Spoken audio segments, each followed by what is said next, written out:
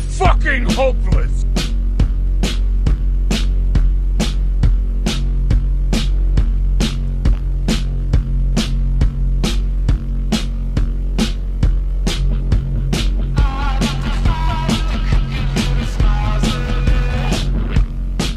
Good evening, good morning, good night, you lovelies. It is the one, the only CAPY D Barra. I want to say that I'm very sorry. I've been away for a while, just going through some stuff. There's a couple of things here and there, but it's a really important message that I learned from a very important movie. All right, way back when, many moons ago. You have to keep moving forward at all costs, by any means necessary. So despite how I'm exactly feeling right now, I'm here. All right, we are here, and we are here to discuss one thing that we all love: some wrestling. Hope everyone's having a great one. However you catch this, whenever you catch this. Now, due to my dilapidated mental state, I did not fully get to Monday Night Raw as I planned to. Wasn't that fun. Also, couldn't talk about everything that was Dynamite. I had a pretty okay time watching Dynamite. Didn't get to Collision. Might work that into this video somehow, some way. But what I will touch on very briefly and very quickly is TNA and ROH. TNA has been very impressive. All right. And I know that maybe sounds a little fucking insane, but listen, Mustafa Ali, all right, is literally doing everything he can with that division. And I'm not even bullshitting any of you. Cedric Alexander, Leon Slater had an easy 3.5 the other night. TNA, 3.5 star matches. This is what we're getting, right? So, the culture outside of the Federation, it's pretty good. It's pretty good. We're seeing some interesting shit from AAA as well. It was like 2 clips that went viral from AAA in like the last week or so. So this whole YouTube, internet only thing, it seems to really be working out for AAA. Big ups to AAA. There's some really interesting shit. AR Fox is the new official ROH Pure Champion. He defeated Leo Rush. There's an entire Christ have mercy. He defeated Nick Wayne to get the title. That was a very fun match. Nick Wayne's just doing his own thing in Japan. Hey, that is the future. All right, the future of wrestling is happening right now, and it's good. It's really good shit to see. The UFC is dying. It's a dying industry. I'll touch on it briefly. Apparently they're going to do some, MAGA event. Don't know what purpose that is, with MAGA's approval rating and Trump's approval rating right now. But hey, these are the choices he makes, as he, decides to pay workers a underlivable wage, UFC fighters, underlivable wage, and then, open strikes his wife, when he chooses to. Not going to say any names, but I think we all know exactly who I'm speaking on. And just with everything that the UFC is politically, it's not that fun. They teased this John Jones and Frankus match, but John Jones said he would only wrestle. Look at me. He said he would only fight Francis if he isn't under a UFC contract. I'm like, okay. So let's just do the math here. John Jones is either going to open up his own fighting agency, or he's going to get signed to some other bumfuck agency, probably under the banner of UFC 2 or some stupid shit, right? And then he's going to fight Francis. And they're probably going to do that in front of the White House. In front of the sleeper in chief, right? Okay. All right. Yeah. Hey, if that's entertaining to you, that's great. Even the backstory on how that's supposed to happen, couldn't tell you how that's gonna. Couldn't tell you. Don't know what's going on there. It did take over the timeline that Nate Diaz was, given real ECW vibes, so I can touch on that briefly. Got the shit knocked out of him by Mike Perry. Came to a match stoppage. Is what it is. There's also some other stuff. Also, one of the guys, they finished their match via DQ. I'm not even bullshitting. He choked the guy out past when the bell was rang. It was. Yeah, it was weird. Last night was a weird night. Francis, though, he had a really good bout. He knocked out his guy pretty solid, pretty clean. There's also some other spring chicken who knocked out this older guy. I don't know. I couldn't tell you the exact specifics of it, but it was good. Really, it was a good couple of rounds. But I mean, even with Nate Diaz, why is Nate Diaz out there? Brother's got Supreme CTE. It is what it is. That is Unk He shouldn't be out here. That's just my humble opinion on it. But I mean, hey, I think McGregor has a fight in the next couple of fucking months. So this company, again, this is TKO. This is TKO just fucking doing whatever. And I think that's partially why the timeline was so influenced by it, because I do keep up with the Federation, the vibes, what we do here at TKO. I think that's pretty much why I was so, honestly drenched, pause, in the UFC news last night. But that's really everything I have for the sports world. EO and Evil got married. I think that's pretty cool. That's dope. That's something that I'll bring up because I believe in love, and love is pretty fly. Shout out to EO and shout out to Evil. They look adorable. I'm waiting for those Montez and Bianca pictures to come out. I know those are gonna take over the internet. A bunch of their pregnancy pictures have already taken over the internet, along with Naomi's pregnant. I think her official baby. Listen. Everybody who's on a baby congratulatory, path right now, they're all going to get their flowers in due time. But, at the moment, currently, we are giving our flowers to EO. Many more flowers to go around for everyone, right? But this is really cool. This is really cool. And I definitely think it is a nice palate cleanser to go into this Smackdown, because these Smackdowns have been religiously dog shit. They've been religiously dog shit, unfortunately. But I'll be honest, right? I think you can only watch some of these products and only feel one way about Nick Khan and the TKO executives. That's fine. That's fine, right? I think we're justified in feeling like that, personally. And it's not terrible. It's not terrible. A lot of work, though. A lot of work. Let's get into it. For May 15th, 2026 Smackdown. We start this night with Trick Willie, the one and only. Trick Williams, he's a hometown hero. He was a face before he even walked in the business. He was a face before he even walked in the building, right? So this was obviously going to be a very, very face heavy promo, no matter what Trick went out there and said. If he called him a bunch of slack-jawed idiots, they would have cheered. If he would have, acknowledged the college football team that he played for and got the mascot to come out for, they literally got the mascot for the fucking college team. I'm like, there's no way this guy's going to be billed as a heel. There's no way. How do you make this guy a heel? It's quite literally like every time Tony Khan puts MJF in anywhere near New York, or just like the Northeast, kind of. It's just like, because people understand that there are just certain heel or hometown crowds you can't crack. You can't. It's like when Mercedes comes to Boston, right? You can't crack that.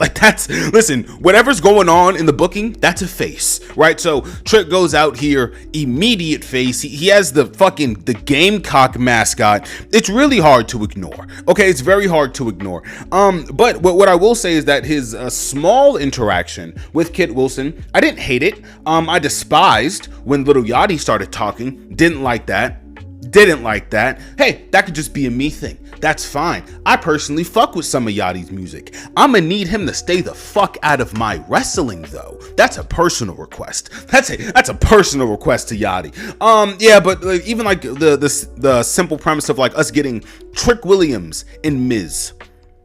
Hey, and Miz has been putting over black talent quite literally longer than I've been alive. So I'm not going to sit here and, kick in the shins of, a fellow light-skinned brother. But what we have to acknowledge simply is that Trick Williams is there.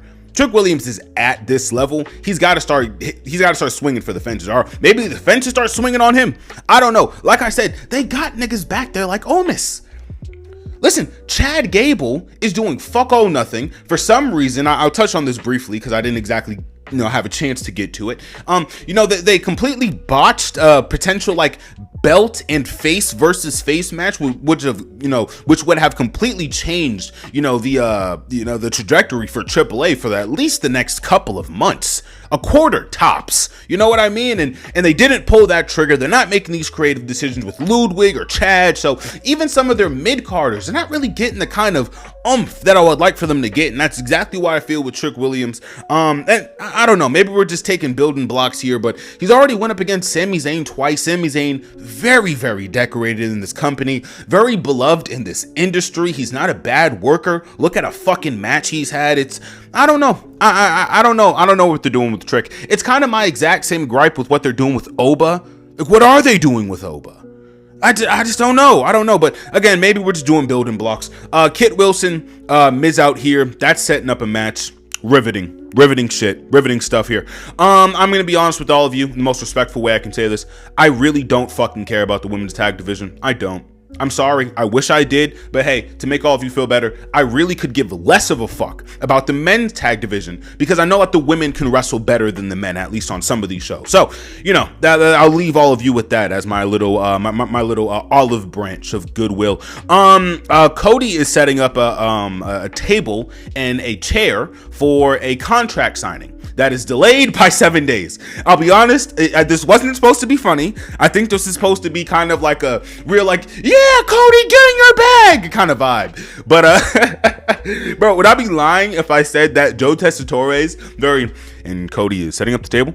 He is grabbing a chair, ready to have a conversation with we don't know who, but surely somebody that, he's been meaning to talk to for a while. And the table looks real sturdy. Bro, I've never heard Joe so fucking locked in my life. It fried me. It fried me so bad. But Cody does set up this table for Gunther, right? Gunther basically comes out here.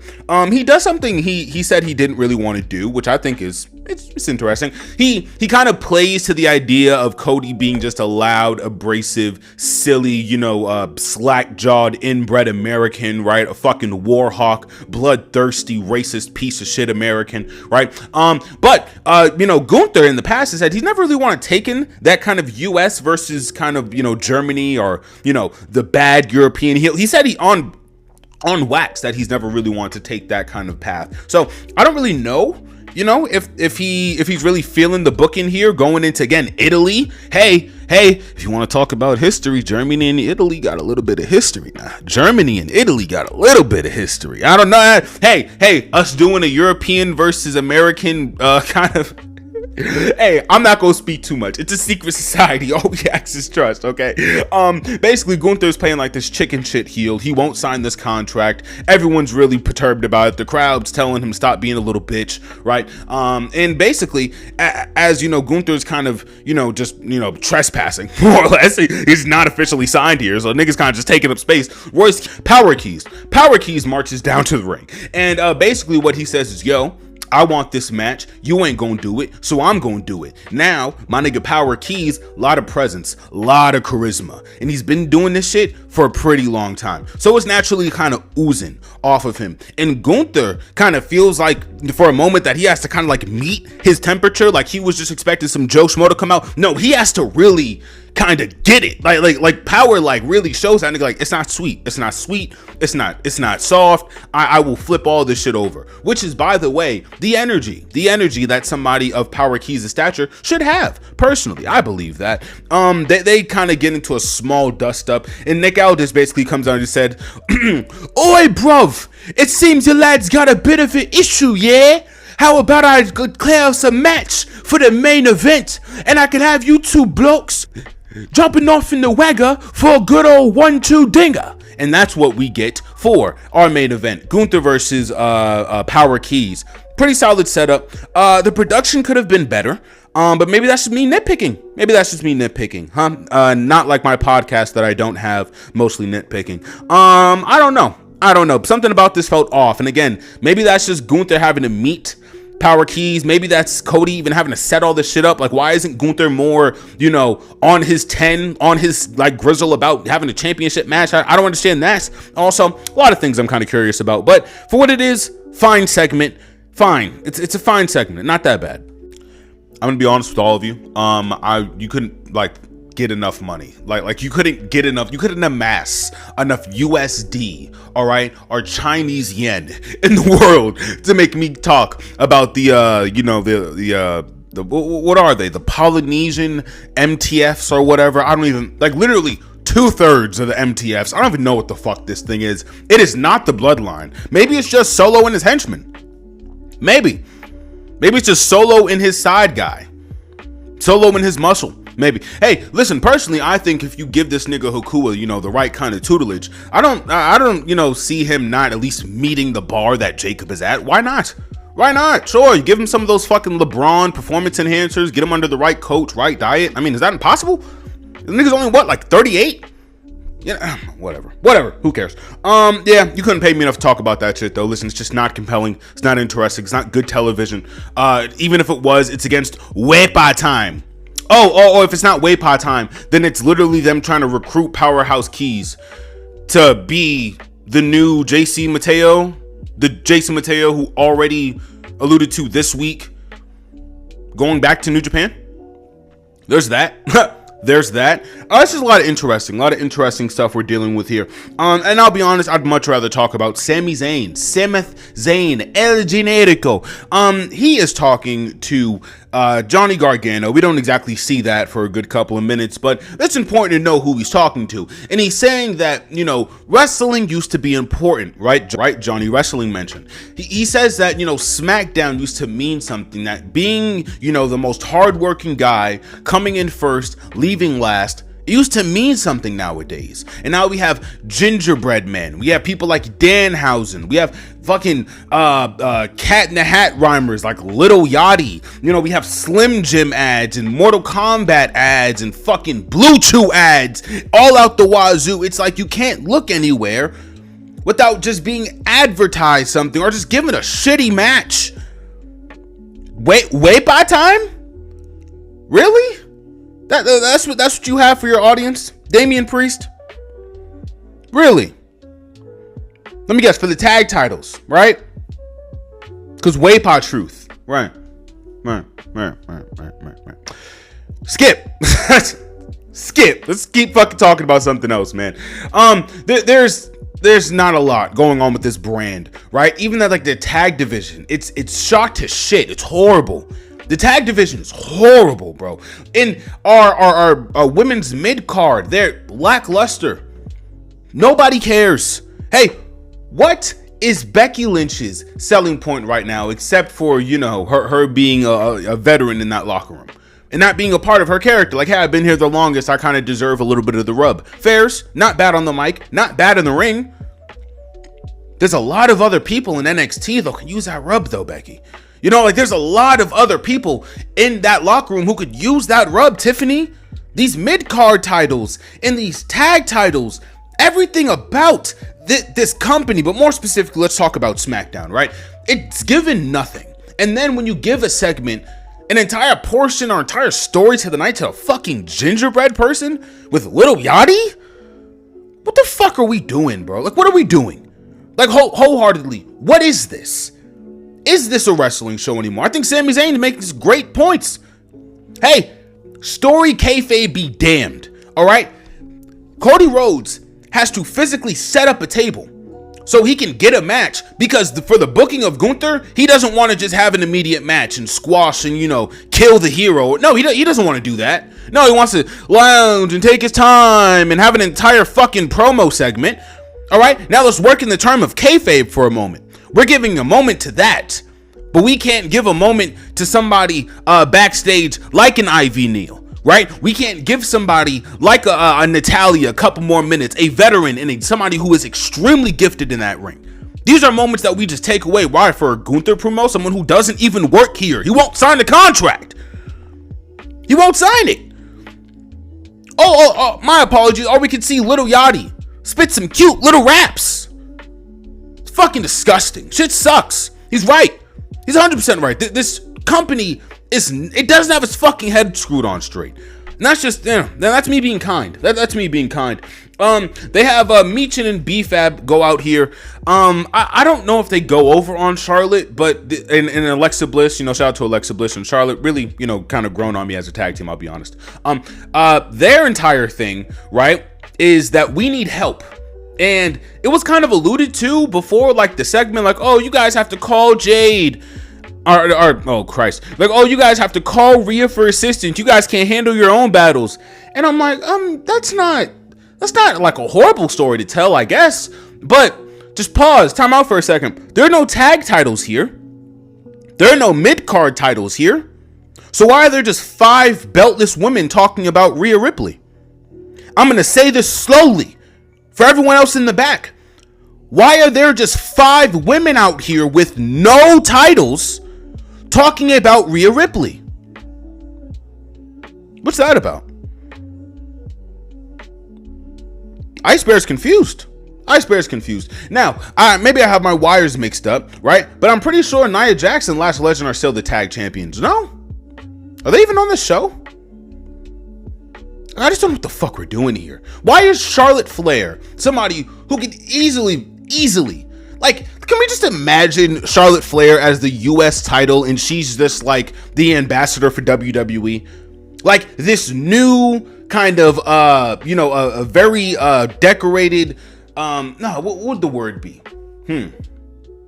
Yes, this new, very experienced Charlotte Flair, right? It's not the same Charlotte Flair that used to run the media scrums back in the 2010s, right? This is a completely different person entirely, right? The character, maybe, everything that happened in her personal life, you can say whatever. Charlotte Flair is not the same person. I think if you make her the ambassador with a US title, nigga, that's easy money. But then again, you have to think about what their plan is, right? They stuck Alexa next to Charlotte because niggas weren't fucking with Charlotte off the rip, because they do this and they always do. Hey, you're a fan favorite. Let's put you at the top of the mountain and just see what happens. That's what they're doing with Becky right now. So I'd like to believe maybe somebody in creative made a conscious decision. I know it's very rare back there in Connecticut for them niggas to make conscious choices, but hear me out. I think somebody back there went, hey, we can't have two of the four horsewomen just return to main mid-card titles, and now they just take over the show. It just looks bad, which is why you get somebody like Callie Armstrong, you get somebody like Mariah May, you get somebody like Jordynne Grace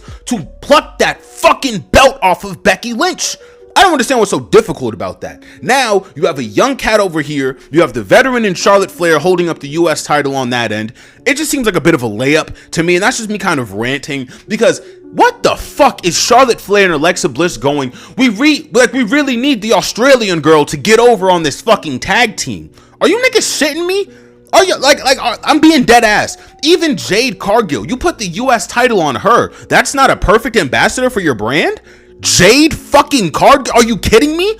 Practically the 2020 version of a Jacqueline, even though she's not Jacqueline, she is Jade Cargill. I don't want to confuse any of you niggas here, but I'm pretty sure my message is getting across. That is an easy flag to plant. That is such an easy flag. Why are we doing any of this? And again, for the sanctity of Rhea Ripley? I just don't get it, chat. I don't get it. None of it makes any sense. And I did say that this women's tag division was doo-doo, and I unfortunately I meant that, right? But I don't even want to consider this tag. First off, it's like a trios division because they insist that they need Rhea Ripley. So I don't know what the fuck is going on here. I should be waiting for the ROH 6-man tag belts to come out, apparently, because I mean, this is clearly a trios bout, a trios feud we're watching right now. Why? Who fucking knows, chat? Instead of just giving us maybe 3 months to Jade and Rhea, maybe 3 months, cool, 2 matches, who cares? And maybe 2 matches in 3 months is a little insane, right? So I don't want to mince my words here, but there's a way to go about this that isn't this, man. This is bad. This makes everyone in this ring look like a fucking jabroni. A fucking jabroni. A jabron. There's no other way to chop it, yo. I'm serious. Michin and B-Fab, they are getting very, very better with their in-ring material. Same thing with individuals like Nikita Lyons, right? You give people production and fucking education on how to do shit, and they do it properly. That's kind of how things work, right? Along with opportunity, luck, etc., right? But if you give these opportunities to people like a Michin and B-Fab, yeah, they're gonna excel. Yes, they're gonna excel. So why the fuck can't they just be the tag champions with this little quirky, off the handles personalities that they have? I mean, maybe it's even like a contrast. B-Fab's like the girly girl, Michin's like the sneaker wearing hard chick or whatever. Hard chick sounds crazy in 2026. But I think you all get my point. Again, that's not a hard thing to sell, right? Somebody with the personality and again, the look of Michin and B-Fab just as a tag team. We have to do fucking Jade and Rhea. Fuck out of here. It's not good. It's not good, and if I have to keep repeating that, then I will. It's not good. And that's just kind of how I feel about that. The match that we get between Powerhouse Keys and Gunther, it left me a little puzzled. I was about to call this nigga Samoa Joe. Solo, he insists on involving himself in this match. Now, pause for a second. When I say Solo, I mean the creative, because I don't think they want Powerhouse or Gunther to lose in like a real kind of actual wrestling way. So they're just doing this. Not a fan. And hey, I know some of the old heads don't mind to run in our DQ to make people look strong, to protect everybody. I'm new school. I don't give a fuck about any of that. I need 1, 2, 3s. I need pins. I need a count out. I need a tap out. I need this shit to work. I need everyone in that crowd to feel what the idea is of wrestling. The idea is that this shit is happening in real time, and this motherfucker actually just hit him with the most death-defying DDT to ever be put on anyone of all time. That's what the point of this company is, all right? Not let's make sure everyone's contracts are okay at the end. Hey, let's make sure everyone's booking is all right. No, the booking comes from what happens in that fucking ring, all right? You can make what happens in that ring matter from the booking, but the booking is only and only possible from the ability placed in that ring. You give them niggas better material. It's simple as that. Simple as that. It is a cause and effect. If you want the shit to stick to the wall, give the people something to work with. A solo secure. Hey, man, I know you want to join my club, man. Hey, man, just join my club. I know you want to. Like, get the fuck out of here. What grown ass man would sit here and pester someone who's already told him no 3 times about joining my club? Fuck you and this club. What? Oh, Christ. And now I have to think about, okay, so where does Powerhouse go after this? Is he just gonna have a solo feud with the fucking MTFs? Oh, and then let me guess. Powerhouse is gonna team up with the Danhausen to take care of the MTFs, right? Wow, man, that was May 15th, 2026 Smackdown. I didn't have a good time. I didn't have a good time. I really want to thank everybody for everyone's patience and everyone's kindness. It's been a very interesting couple of hours, couple of days for your boy, but we're here and we're not going anywhere. All right, and that's a goddamn guarantee. All right, I hope everyone has an amazing day. All right, everyone has a great one. However you catch this, whenever you catch this. All right, I have a lot of other stuff in store. I promise I do. All right, and as I always say, all right, I hope you all stay tuned, stay safe, stay beautiful. Peace.